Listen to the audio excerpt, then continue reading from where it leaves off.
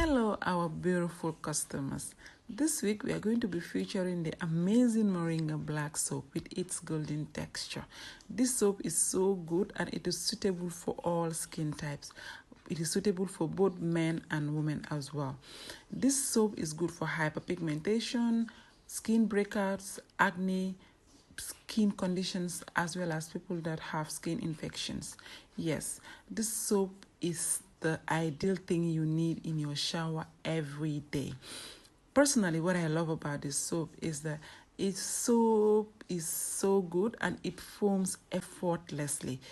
It is the perfect thing you need on a daily basis to give your skin that deep clean that you need on a dusty day. Yes, that is what I love about the Moringa Black Soap. Tell us your experience with the Moringa Black Soap in the comment below. Bye-bye.